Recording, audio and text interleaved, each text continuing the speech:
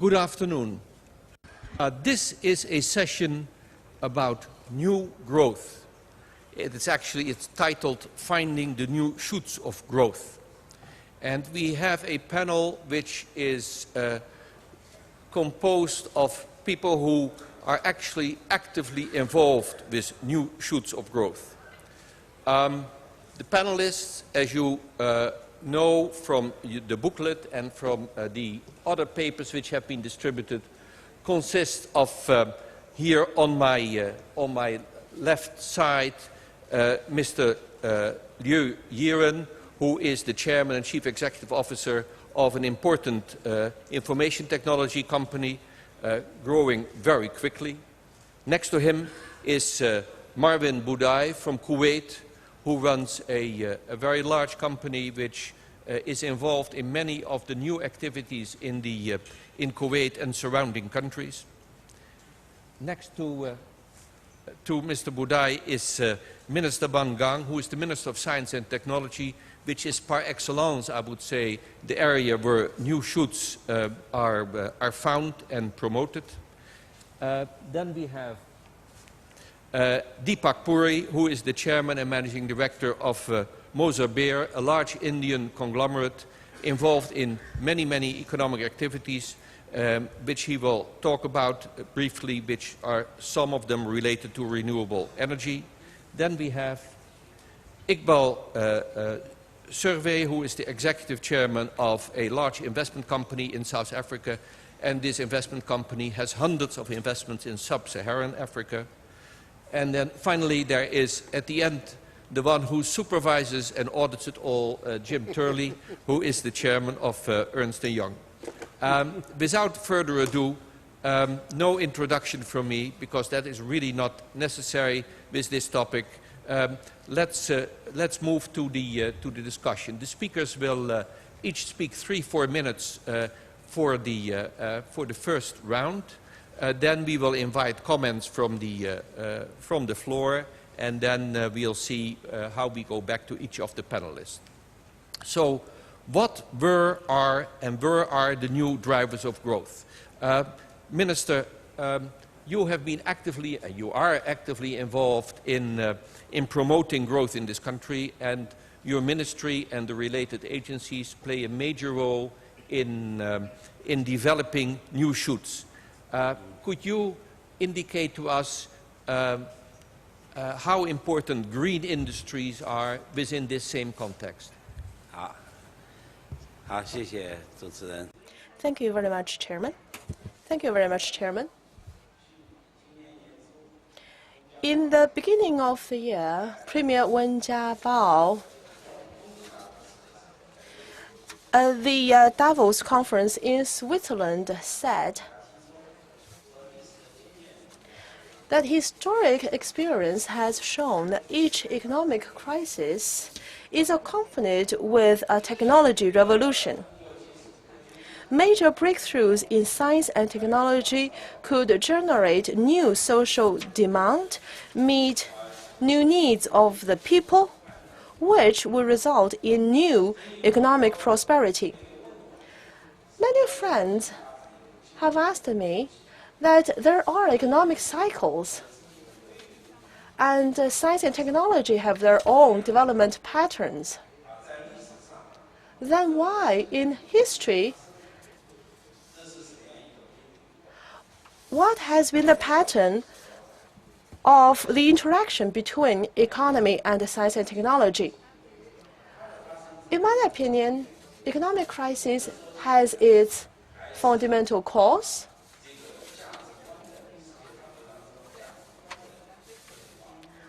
The changes in values, the changes in people's needs, the changes in economic structure, and more importantly, the science and technology development have created conditions for economic changes. This time, we have already been into the economic crisis for more than 1 year. Now we have seen new areas of economy and new directions of economic development in China. After years of development, people's livelihood and the living standard have improved.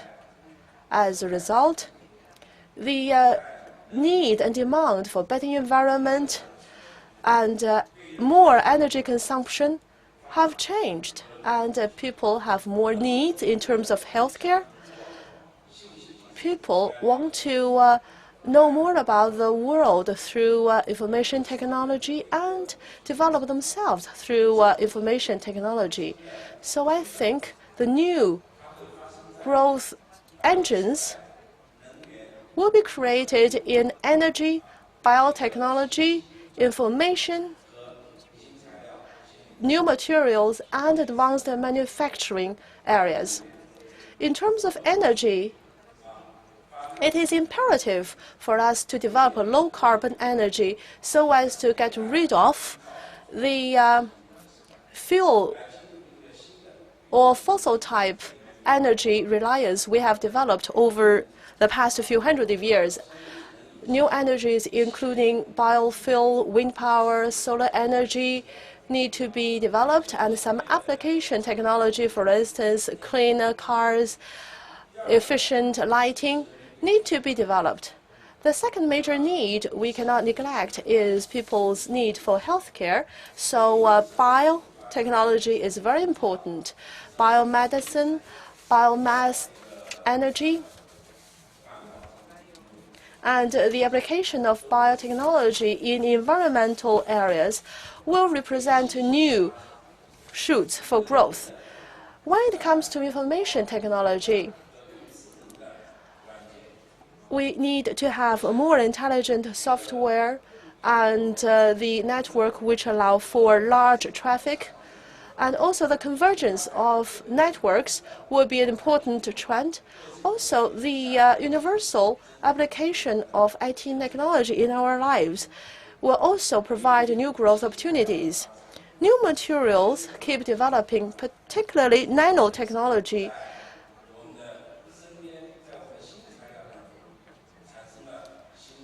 New materials application has promoted new economic growth.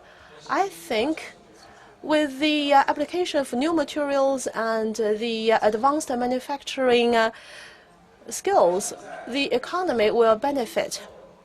In order to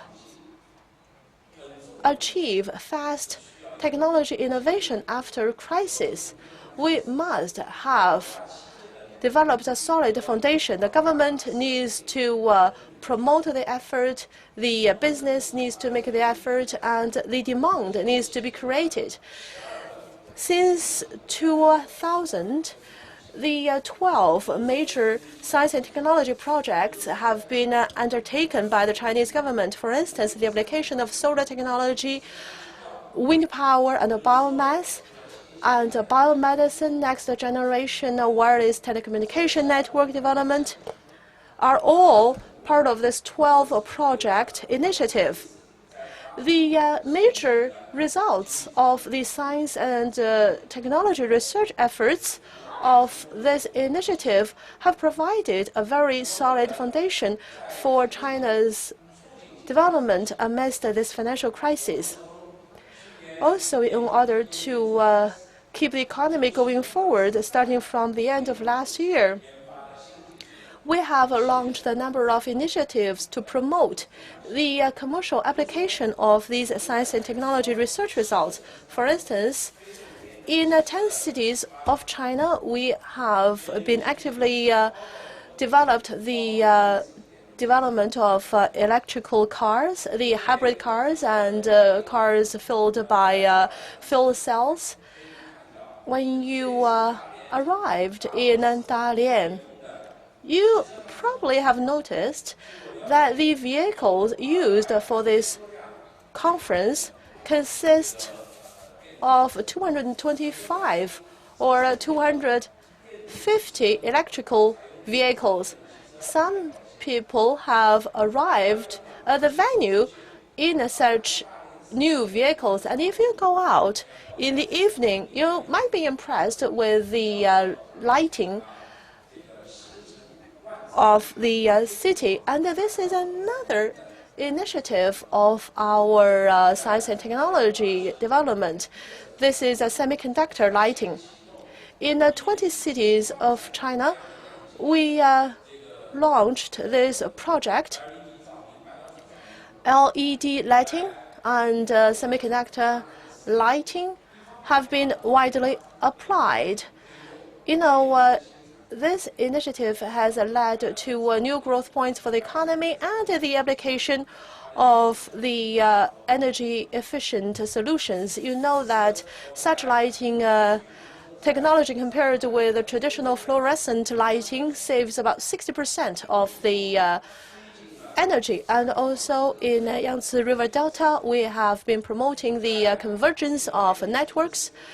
At the World Expo to be held next year in Shanghai, about 500,000 households in Shanghai will benefit from the convergence of networks, and the rollout will pick up speed from now on. And also the wider application of solar power has been translated into the Golden Sun project, and the high-speed railway has also been manifested in the Beijing-Shanghai high-speed railway project, and also the high-speed connection between Beijing and Shanghai is expected to be completed by 2011. All these projects are being carried out in full swing. And I think after the financial crisis, these projects will help meet the new demand, new needs.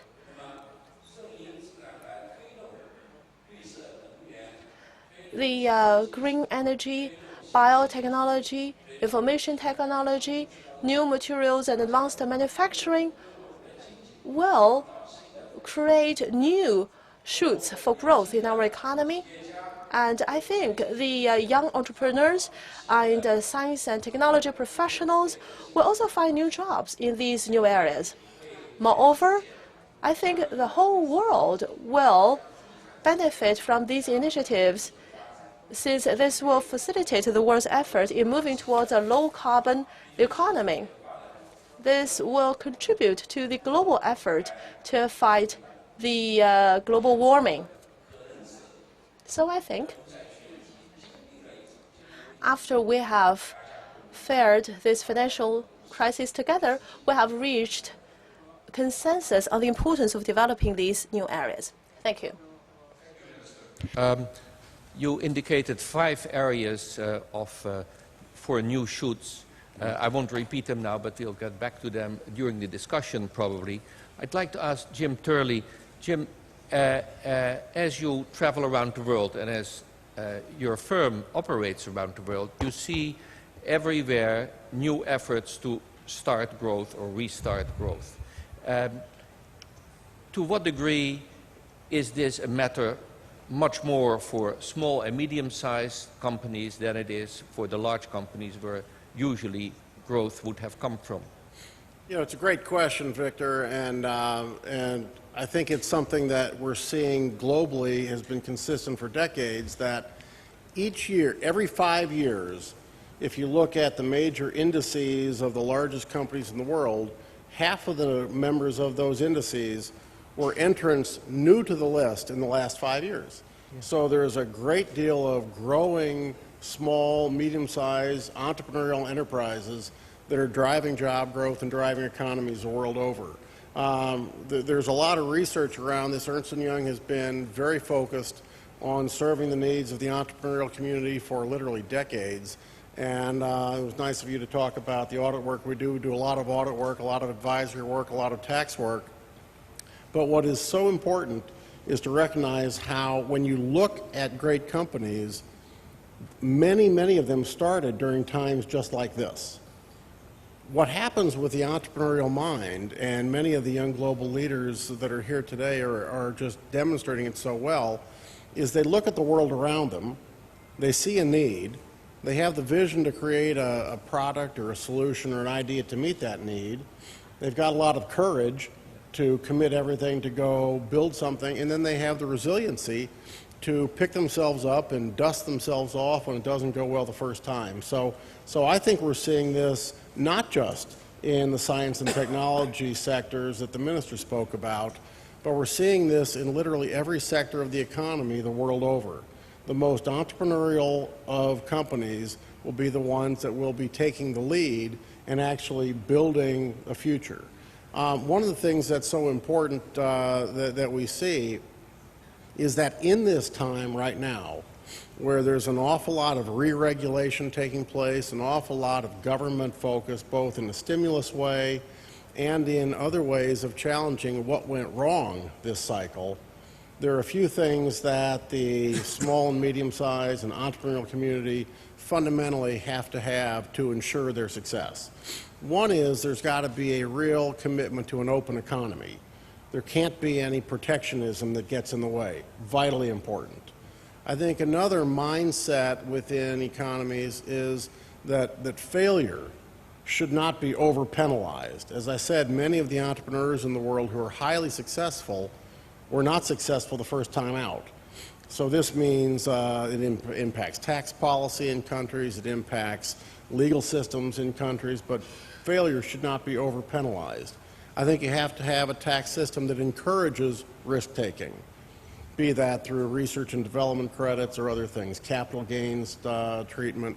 I think you've got to have a real culture of global capital formation, embracing of global standards. You've got to have a commitment to diverse workforces in educating both men and women, people of all different ethnic origins, and all of these things are fundamentally important to the small and medium-sized enterprises. I think they're going to be the real driver of the green shoots we're already beginning to see. And is this true all over the world, as you said, or is it more specific for, say, Asia and Latin America? Well, I think that the policy issues are consistent the world over. I think the importance of entrepreneurship is consistent the world over. What we're seeing from our experience across the globe right now is that in the emerging markets, China, many of the countries represented right across this panel, we're seeing them take the lead right now in leading us out of the recession and leading the economic growth. I think you're probably seeing the United States be a close follower. I think the level of entrepreneurship is quite strong in the United States. I think you're seeing, other geographies where entrepreneurship is less embraced and less demonstrated will probably be lagging. Thank you. Iqbal, let's turn to Africa. In Africa, there is huge economic activity at local level, specifically in sub-Saharan Africa, as I understand. Is that a driver for growth also for others, or certainly for the region? Victor, I think absolutely so. I think there's a very different type of Africa that we see than what a lot of people see on television. The Africa is an exciting place at the moment. It's a continent of great opportunity. As you mentioned earlier, we've invested in quite a few companies, but I think it's important to say we've invested in the areas of aquaculture, invested in the areas of information technology, biotechnology. In fact, we have Africa's largest and most successful biotechnology company, telecommunications. So Africa is at the cusp, I believe, of a real economic growth. I think it's probably where China was plus minus 10, 15 years ago. And I think that it's got enormous mineral resources, and often that has overshadowed its human potential. It's got fantastic universities, great people, really committed entrepreneurs, and I believe that the green shoots that we're going to see in Africa over the next decade or so are going to come from the quantum leap in telecoms, from the quantum leap in ICT, in information technology, green technology. You know, Africa's got abundant resources in terms of solar power, hydroelectric power, it's got wind power. And I think because Africa was not constrained by the industrialized model of the last 3 decades, where I would say the developed economies became very lazy in their approach towards energy efficiency, Africa can actually make the leap towards a highly energy efficient continent. I think one of the key factors towards this is proper policies, proper governance, and of course, as always, capital allocation. There's no doubt in my mind that there's certain African countries at the moment experiencing growth in excess of 8 to 9, 10%. The entire continent can achieve that, provided that capital flows through to the continent via FDI, in particular in the green technology area. I always remark to friends, it wasn't Africa that caused this global crisis, but it's the continent that's felt the global crisis the most, because suddenly global banks, funding institutions have decided to cut off capital to the continent. And that's not fair, because I think the continent was emerging from a very challenging period into a very exciting period. I've no doubt that with proper capital allocation, with the good opportunities in green technology, good opportunities in the ICT sector, the green shoots are emerging from Africa. Thank you, Iqbal. You have invested largely in sub-Saharan Africa. Could you elaborate? Maybe that's a region which is big enough for you, but could it also be that the conditions are differently to the north? Yeah, I think the conditions are different. I think sub-Saharan Africa has for too long suffered from a lot of issues, climate issues in particular, issues of conflict. But it's emerging, slowly out of that paradigm. We're excited because in every country that we've invested in the region, from the east to the west, from north to the south of sub-Saharan Africa, we're seeing very committed entrepreneurs. We're seeing people wanting to participate in the economy. We're seeing good governance emerging slowly, but it's emerging. And we've just had very, very successful investments.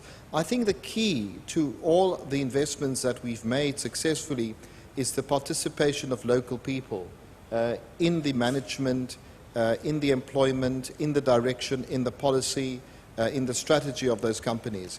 I think we've got very good universities in sub-Saharan Africa, and I believe we've been able to tap into that human resource potential.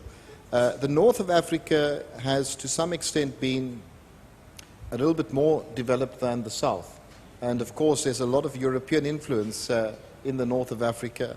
But I think it will continue to grow from the FDI flowing, in particular, from Europe. But I think it's the south that's not had the FDI over the last 2 decades or so. Thank you. That brings me to Deepak Puri.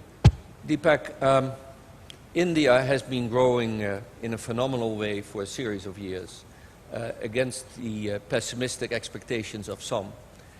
In that context, energy plays a major role, and within the energy field, renewable energy. Could you say a word about the degree to which India is leading on renewable energy and to the degree to which solar power is going to play an important role in that? Thank you, Victor. What I would like to do is, in fact, just broaden it up slightly first. And if I get carried away, please stop me in between. I mean, if I've taken away more time than the others also.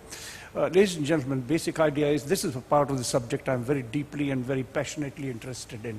4 minutes. 4 minutes. 4 minutes. So the basic idea is that if I look at it generally, where the new shoots are going to come from, which countries are going to take it forward, that's the macro part of it. Then I'll sort of take it down into the India subject, and very quickly, within 4 minutes, into the solar power, as Victor talked about. The new shoots, I say today, of great growth the immediate prospects of coming in will be from the BRIC countries today.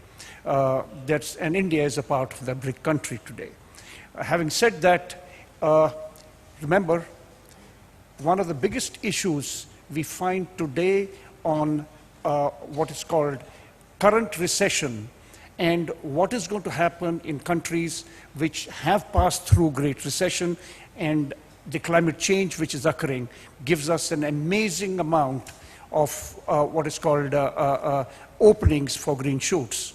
And in this is the climate change, basically, and the renewable energy. Now, I'll go down to the aspect of India and renewable energy. India recognized this a long time ago, and we have a new energy policy, especially on solar, which there is a great accent on. And in solar policy, and India recognized this, that Mother Nature gives no bailouts. So we have to have renewable energy coming into the country. Now I walk down to the micro basis.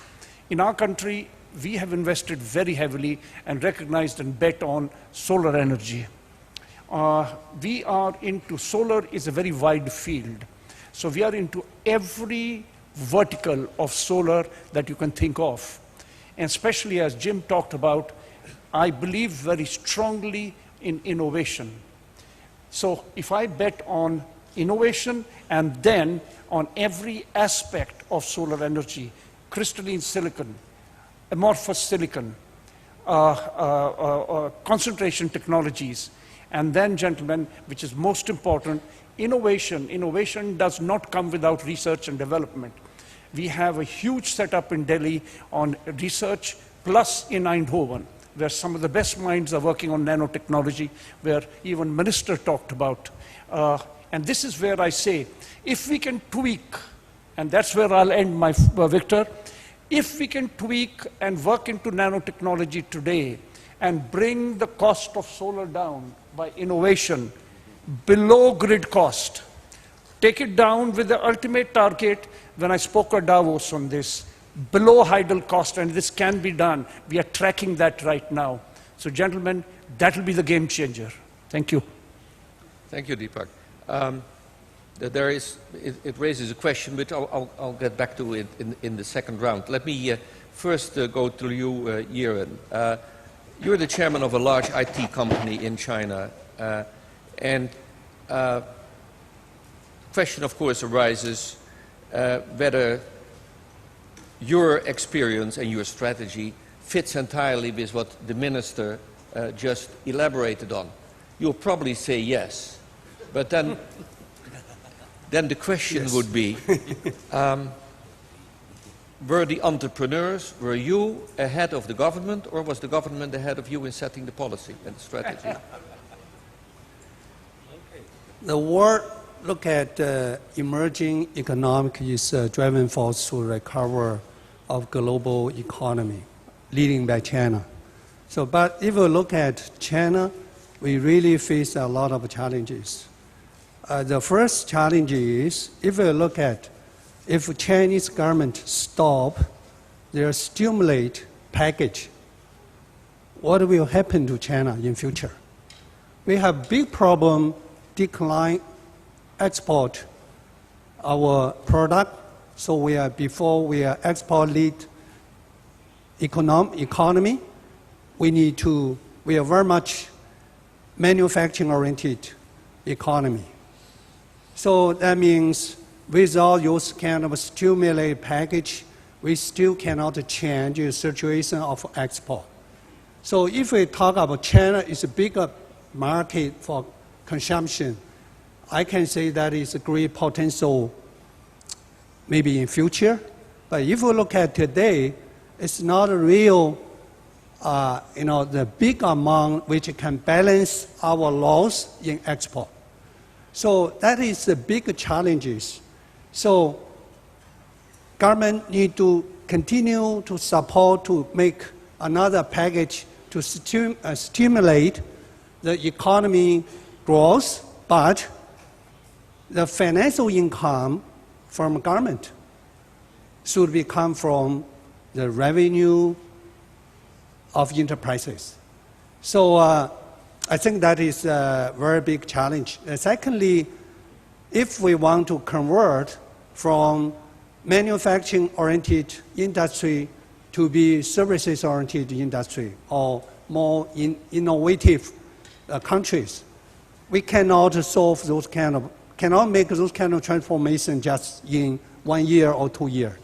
We need to take a little bit longer term to step to make those kind of transformation, just like that is happened in Japan, in Europe, in United States, in several, maybe 40, 50 years ago. So people talk about China have a lot of saving. Government try to everybody to have more income to spend money, but the people cannot change their mind to spend money if they are not guaranteed that money is enough to guarantee their future is safe. That is a kind of culture of Chinese. One farmer gave several hundred, that is not enough. They know they need more money for health care, for retirement. So even they spend some money, I think that is compared with our export, that is still very big gap. So I think China need to thinking about a way is not only try to recover the consumption in the past, we need to create new consumption in this country. Before, we produce a lot of physical product, a digital product, a TV, something. But if you look at China, that is a really great potential for intangible product, which is happening already in marketplace. Young people like to buy something, it's not really good. They buy music, they download some message for mobile phone, they sell something, they buy something, just intangible product in a website. A lot of huge opportunity for next generation, but we need more technology, adapted IT technology, innovation, and we need more people to working in services sector. So in that point, I don't think China can really driven the recovery of global economy because we need some time to generate consumption. That is not only 1 year or 2 years. That is, government, of course, government can continue to support, to stimulate the growth of the economy of China. The question is how long time, how much money government have for how many years? So that is my answer. Thank you. That's quite a challenge. We'll get back to that in the second round, I assume. Marwan Bodai, the Middle East is not usually perceived as the area where you find lots of new shoots. Sometimes new oil, new gas, but not new shoots. Fortunately. You gave me a different storyline. Could you elaborate on that? Sure. Today, when we're looking at the Middle East, we had our ups and down and up again. I mean, it's a very unique location. It's a very unique area in the world where we have learned a lot from this recession. And when we believe that the lessons learned are the most important value that we have today looking forward to the future. What we've seen in the Middle East is that the governments has been dominating most of the businesses and the industries in the last so many decades in there. We've learned that oil prices cannot be maintained at 147, and we have to look at for the private sector to be more and more involved into generating the job market to activities around and to ensure that we've got that stimulation coming into our economy in the Middle East. To give an example, a couple of years ago, governments were owning all the airlines, all the public transport, most of the media, etc. Today, we've penetrated in all these and challenged the governments that with this recession, what has happened, they have to give up and transform to the private sector. We've succeeded in that one, and we've got huge markets in the Middle East. It's perceived to be a small market because of its population, but that's not the real value. Just take, for instance, in India. Last year, or in the next 10 years, the aviation market's expected to reach around 100 million passengers. Today, as we speak in here, the Middle East is 150 million passengers. So it's not about how many in population, it's about how much have you got in your pocket. It's the disposable income that you can spend. And that's what we believe that the Middle East is going to embark on with lessons learned from this recession. Of course, for the new shoots to come up, first we have to remove the old rocks. We've got plenty of them. Regulations, old government companies, etc., that's blocking the way. And more than ever before, the governments now are listening up, and they believe that, yes, there are opportunities that we can invest together in. And the next step is going to be in energy. We're going to take both sides of the energy. As we spoke about the new clean energies, it's not about only hypercars, but we have hyper cities coming up in the Middle East. We believe that oil is not meant to be for energy driven. Oil is for everything. It's for producing glasses, for producing carpets, clothes, chairs, your mobile phones. We need oil and other products than just driving energy. And we see the future and the opportunity coming up in the Middle East to go downstream in the oil industry more than ever before. And that's going to generate a huge new market for new products coming up. That's the challenge that we're facing now. Thank you.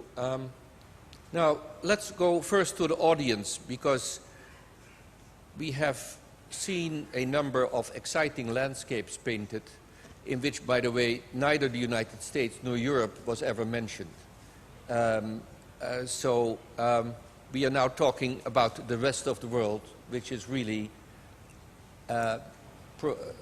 demonstrating a much more positive, optimist note than you would find in these two older continents, if I may phrase it like that. Turning to the audience, who has questions for the panel or for individual members of the panel? Please raise your hand, and someone will come to you with a microphone. A lady in the back, gentleman here up front. 大家好，我是来自中华工商时报的记者。 I'm a journalist with China Industrial and Business newspaper.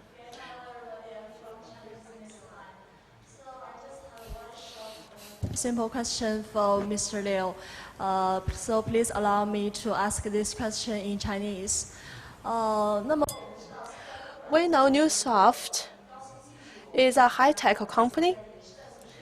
At present, you are still in this industry, a very well-known private business in this industry. Other similar industries are benching themselves against you, and I just wonder whether you can share with us what new technologies are you focusing on, or what other measures are you looking at to improve your management, to enhance your competitiveness, and also what policy changes are you wishing for to make your life easier? Whether that is the right questions for this conference and something so. No, if you could discuss it briefly, because this is a wider issue which is more to do with company strategy. Yes. So I don't want to direct to answer the question. That is not the case. Let me to promote a Newsoft brand. So thank you for you to mention our company's name. But I just want to say innovation is very important.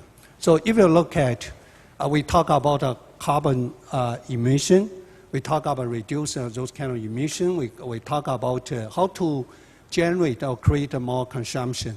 So if you look at healthcare sector, in China, in big hospital, a lot of people be there. It's just like a supermarket.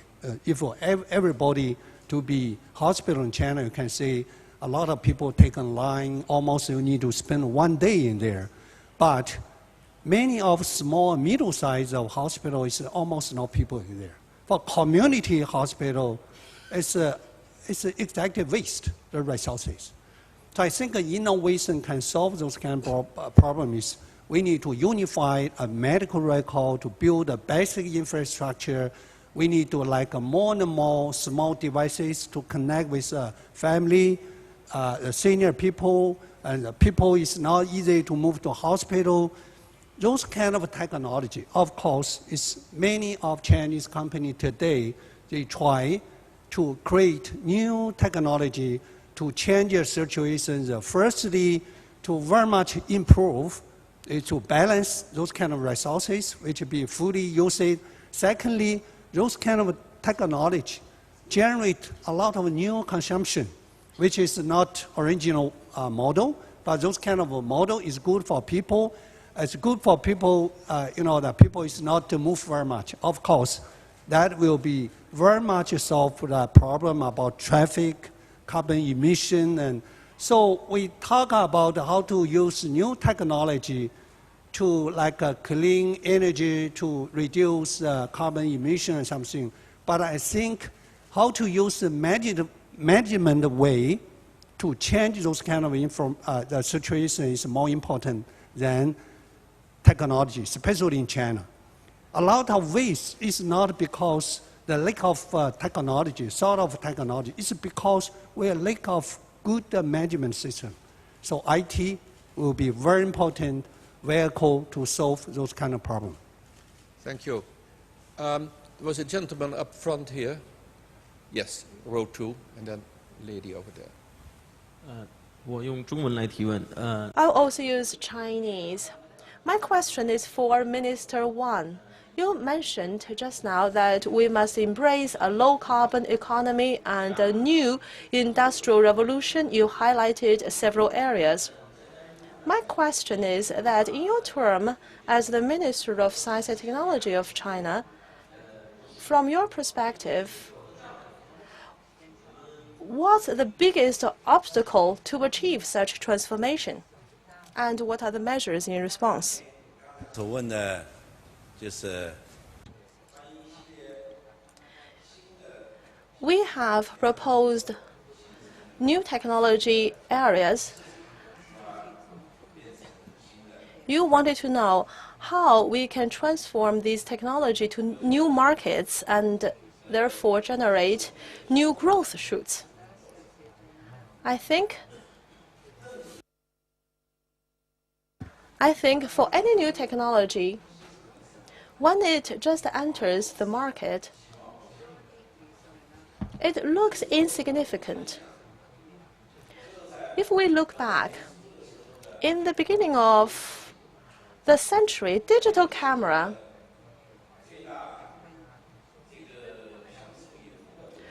was still pretty primitive.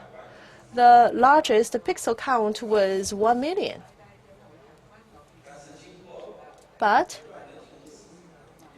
after its development and renewal on the market, and thanks to innovation, digital camera is basically in every segment of the photo-taking sector.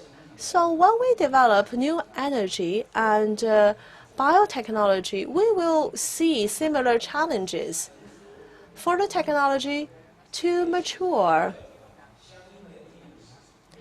we will need our application market. What drives the development of this application market is the push from a government. For instance, in developing the electrical cars in China, we have selected public transportation as the first pilot area. This is because that we first want to gain the support and understanding of the general public. Also, public transportation is run by vehicle fleets and professional drivers, so new problems with this technology could be easily identified. And also because they operate as fleets, and there is such scale for the service providers and the manufacturers to service them. Currently, there are about 500,000 public buses in China. With the government support, with businesses' efforts, with the support of the users, we believe our market could be fostered and nurtured. I think this is the first point I want to make, which is that the government needs to support technology when it enters the market, and in the meantime, the business efforts and the users' support are very important. Secondly, we need to mobilize more people to innovate. If our common values are to create a cleaner, efficient, and a more intelligent world for the future, then we must work together towards this common goal.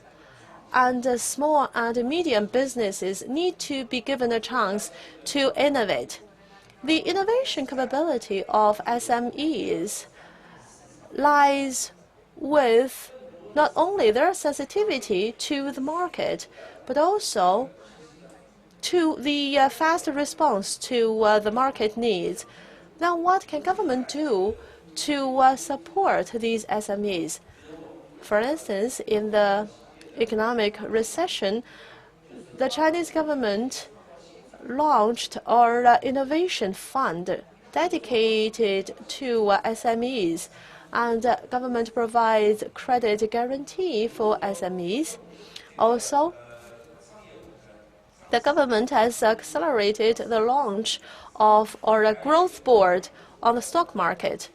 And also in high-tech zones of China, we could aggregate SMEs to issue corporate bonds. So on the one hand, through industrial policy, we create markets for new technology. On the other hand, we take measures to boost the innovation capability of SMEs to cater to the need of the market.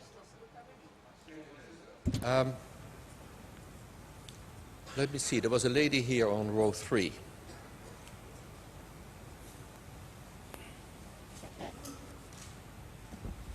The question is addressed to Minister of Science and Technology, Mr. Wang. I'm sorry, I'm going to use Chinese first. My question is for Minister Wang. From the government's point of view, I am an investor. I manage an investment fund. I'm basically looking at 3 industries: new energy, healthcare, and education innovation. In terms of return period, even though the government's support is the strongest in the area of new energy, this is the area we are most uncertain about its return. So I just wonder, regarding these 3 areas, or in the new energy area, do you support a specific sector or all sectors? You mentioned 3 industries just now.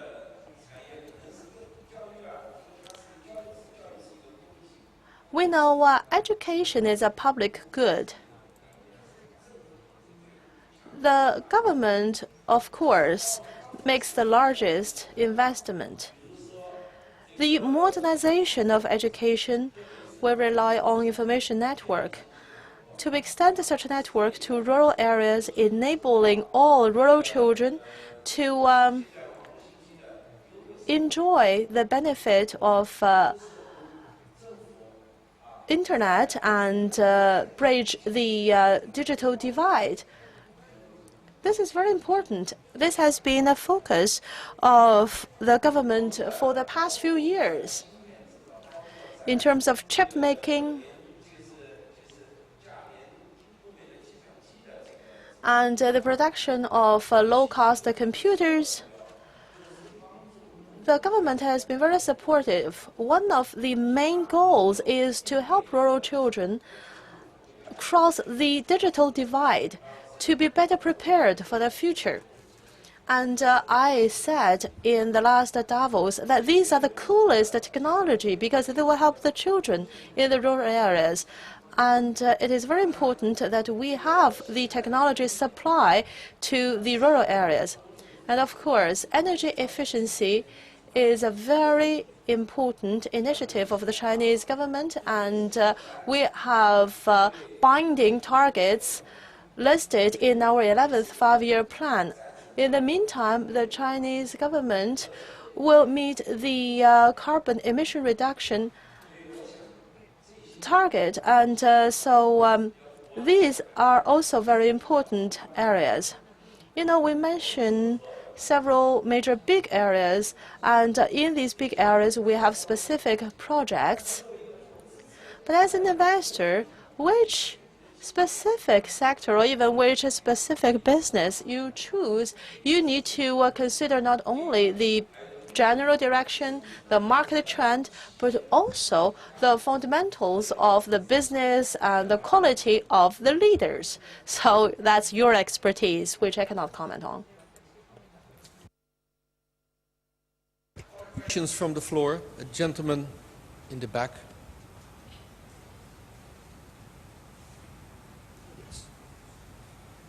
I'm from Phoenix TV. My question is for Minister Wang.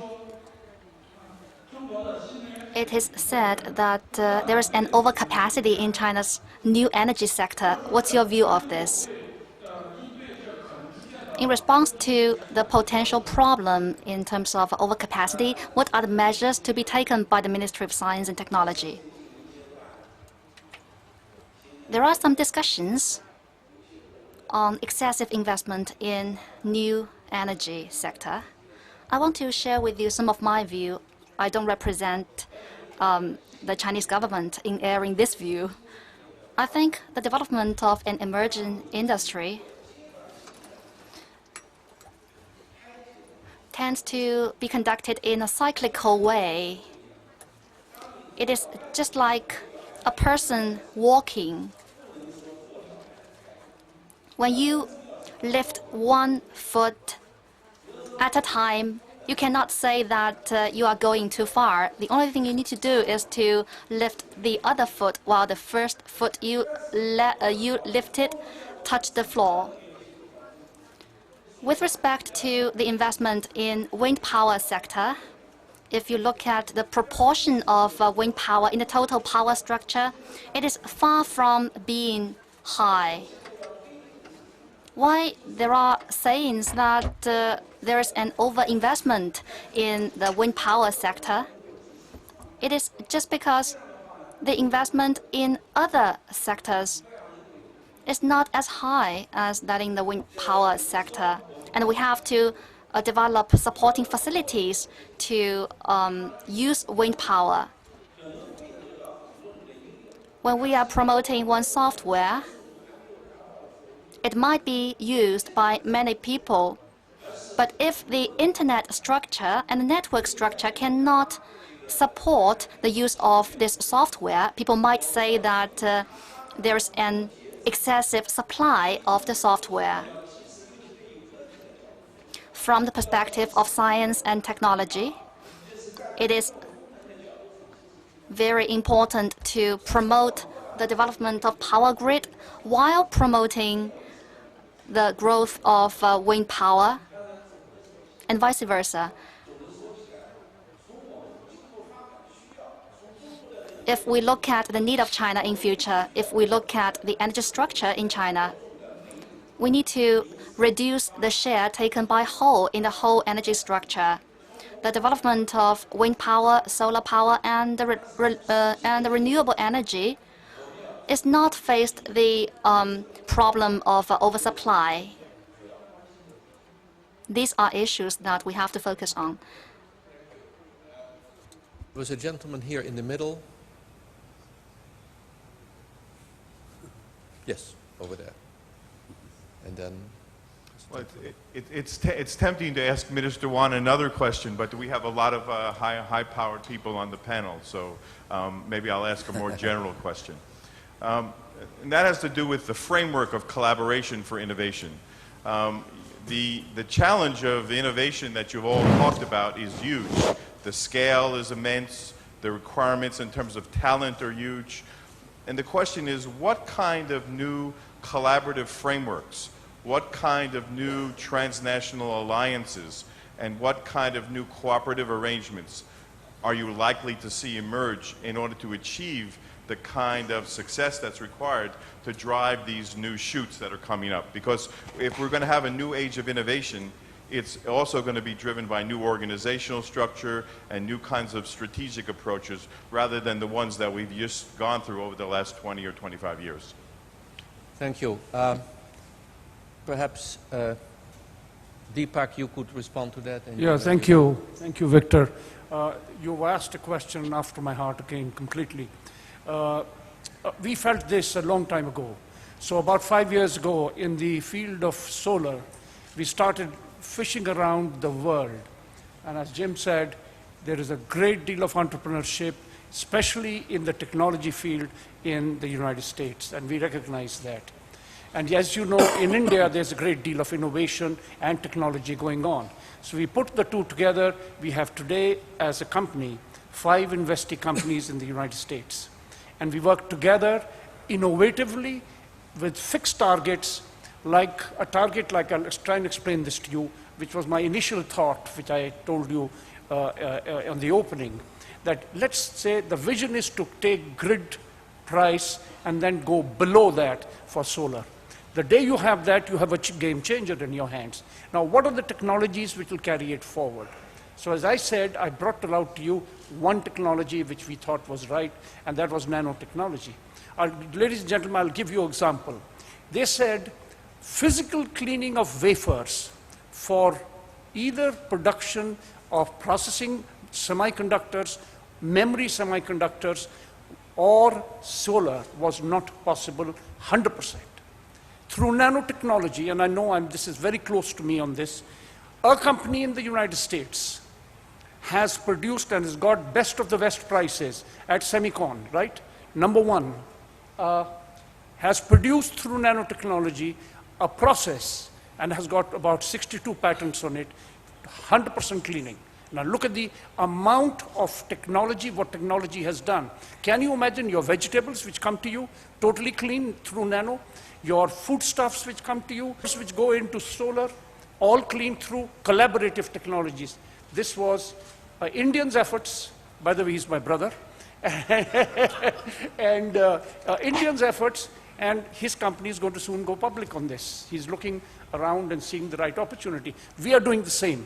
So as your question, sir, there is a great deal of collaborative effort going on, and our company is doing it in Eindhoven. So Indo-Dutch, Eindhoven has got all sort of technology people in there, and Indo-US. Thank you, Deepak. A brief comment from Jeroen and then Jim. And then there was a question from the floor.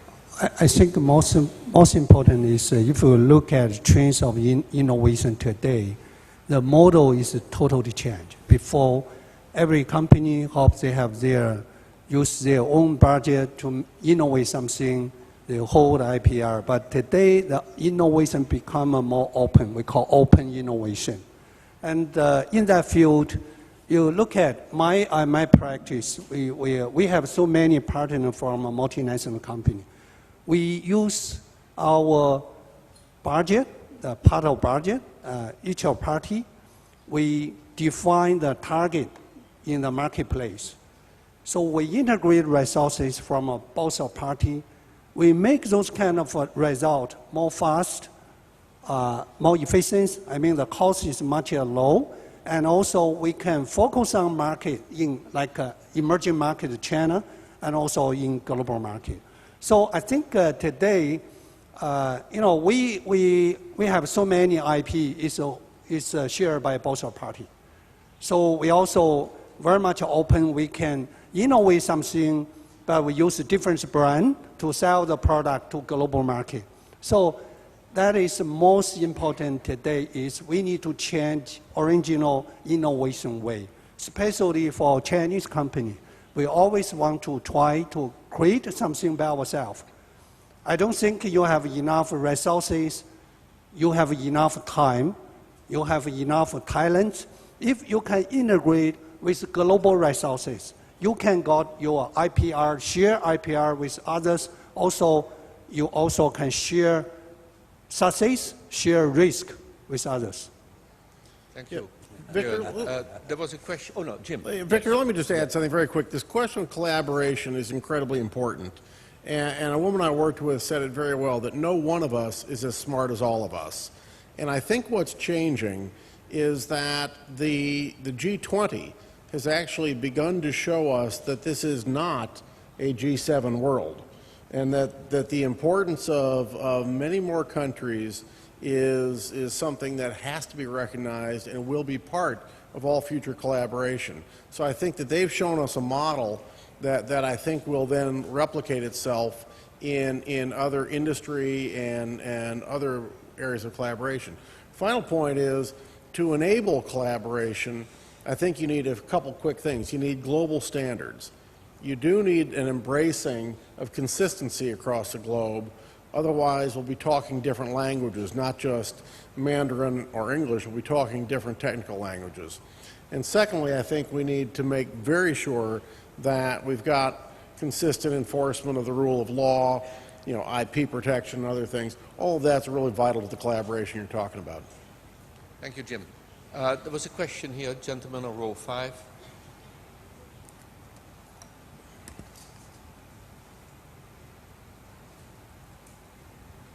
I have a question for Minister Wang. We know that the U.S. has a lot of restrictions regarding the export of high technology.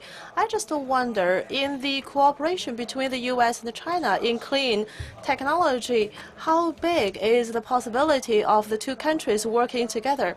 And also, the Commerce Secretary of the U.S. came to visit earlier in the year. Did you talk with him about this issue? To develop new technology and clean technology, this is the concern of the whole world. Recently, when Gary Locker and the new energy minister, Mr. Chu, came to China to visit, we did talk about the cooperation between China and the U.S. in the energy sector. We also talked about the framework for such cooperation to take place. We have jointly announced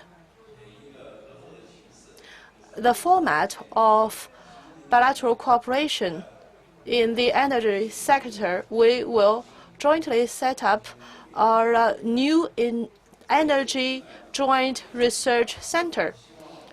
In this format, we emphasize the importance of universities, research institutions, and the businesses of both countries working together.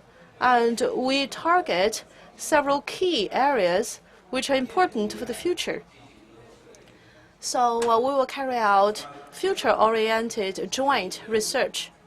In this way, we believe the synergy will be developed and complementarity could be achieved. And this could help us overcome the difficulties both countries face. For instance, in terms of clean coal technology, both China and the U.S. use coal heavily, so this is an area of common interest, and also about clean fuel for cars. That's also very important. Regarding the restrictions on export of high technology, I think this is mainly caused by the difference between the two countries. This calls for more mutual understanding between the two countries. If we could identify the main future-oriented technologies which will benefit both countries, we can overcome difficulties and start joint research. Also, I believe the Chinese scientists have the capability on the par with their counterparts in the world. So I think we are more or less at the same starting point now. A gentleman in the back, white shirt.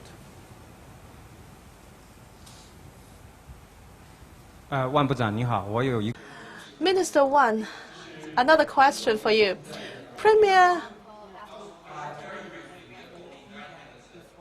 Specific question, please. OK，我来自网易财经。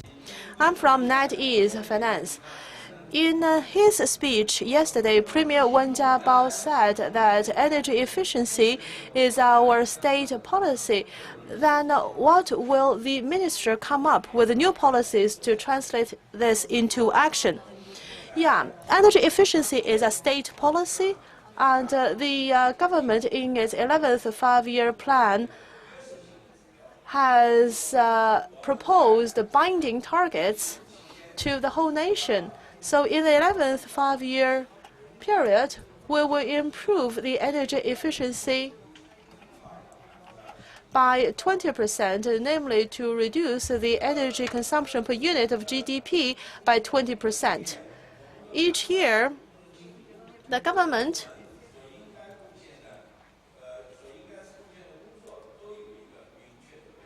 assigns tasks and targets for all departments.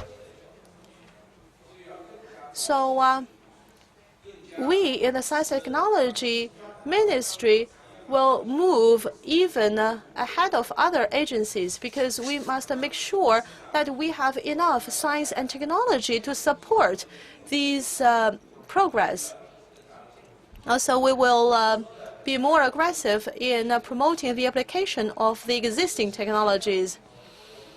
In our recent work, efficient lighting technology will be promoted aggressively, and the clean transportation project will cover 60,000 public buses, and through these projects we'll achieve a goal of more than 20% energy efficiency improvement. Electrical vehicles will be a major part and will contribute greatly to energy efficiency improvement. And as I mentioned, semiconductor lighting could save 60% of energy. In the future, we will do more to ensure the supply of new technology and to encourage more the innovation in energy efficiency, to encourage more measures to respond to climate change. The investment from the Science and Technology Ministry has more than 70% of its budget invested in these areas. And then there will be a brief response from each member of the panel. Please be very brief. 大家好，来自和讯网。 I'm from Hexunnet. I have another question for Minister Wang.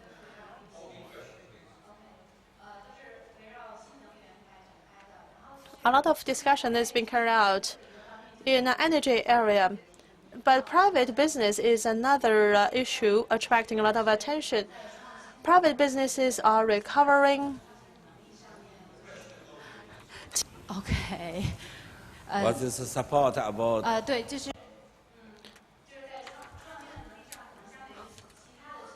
Compared with other businesses, private businesses may have lower innovation capabilities. So what policies does your ministry have to support private businesses? In terms of credit, in terms of innovation fund, we have already rendered support to private businesses. More importantly, we will help foster the innovation capability of private businesses. We encourage private businesses to form innovation alliance with universities and research institutions. And we encourage institutions and universities to open arms to all types of businesses. We have issued documents, and we have helped form alliances in various localities. For instance, in Dalian, when we developed the semiconductor lighting project in Dalian Polytechnic University, we set up a state-invested semiconductor research center. And this research center is not built on its campus. It's built in the high-tech zone, and is open to all businesses, both state-owned and private. Secondly, we pay particular attention to SMEs whose innovation capability is lower.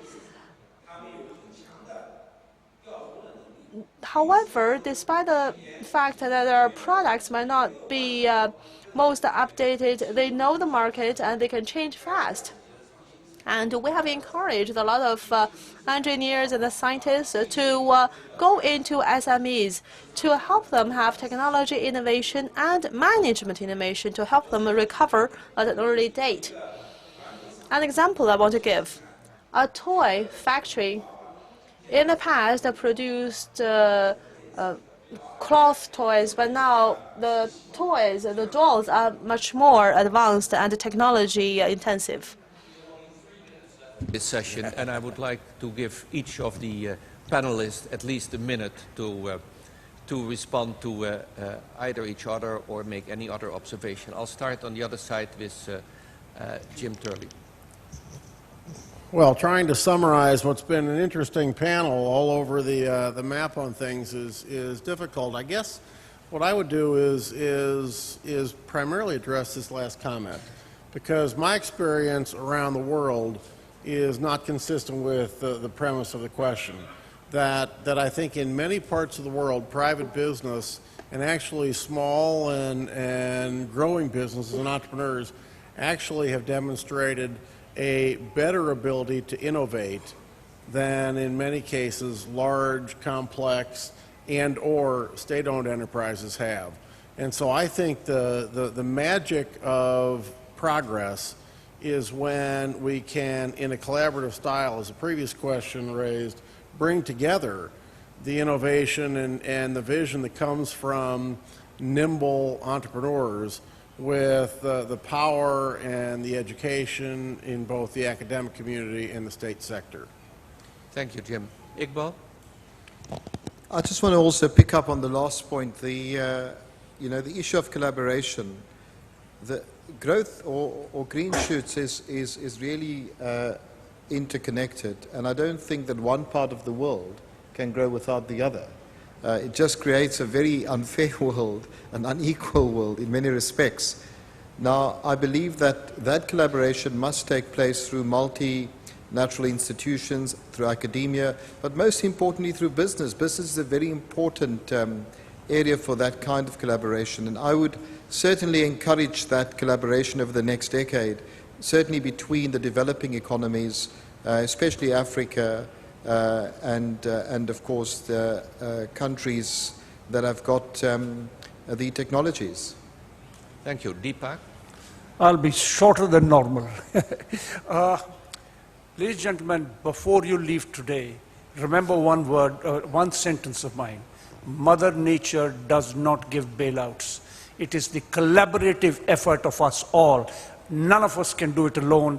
Let's change this whole situation and bring around the sequestration of carbon some or the other. Minister, your last word. For new shots for economic growth, is science and technology very important, but not only. I think the cooperation with the economic area, with the financial, and to support our enterprises, and especially middle and small-sized industries is very important. We shall find the direction that is important for the green energies, for the biotechnologies, for this for information technology. All the ways, all the products shall in this direction to fill the demands of our customers. Thank you. Thank you. Marwan? Yeah, if anything to learn today, that we're living in a small global village. Look at the panel today and here, our issues, our concerns are almost the same. There are great lessons to learn from this recession that we shouldn't let go and should capitalize on. Seeing the questions bombarded to His Excellency the Minister, it would be exactly the same questions to any minister in the Middle East, and it would most probably be the same answers as well. So there is a lot to learn from each other and from the experience that we had in the recession to come up with the new shoots and a better world. Yeah. we need to change our way in the past. We don't think we can totally recover economic in the future, just use our old way. We need to drive our growth in future by innovation. We need to have a new lifestyle, a business model, more green, more, to care about the society, sustainable growth. Thank you. This was a very surprising session for me. Let me tell you why. This is a session in which there was no reflection on crisis and similar. It was only about looking forward, about the huge challenges ahead, and there was serious enthusiasm and positive solutions showing that the new shoots of growth are real. I'm very grateful for your tolerance in pressuring me in keeping time. I'm very grateful to this highly respected panel that they were willing to speak, and thank you all very much. This ends the session.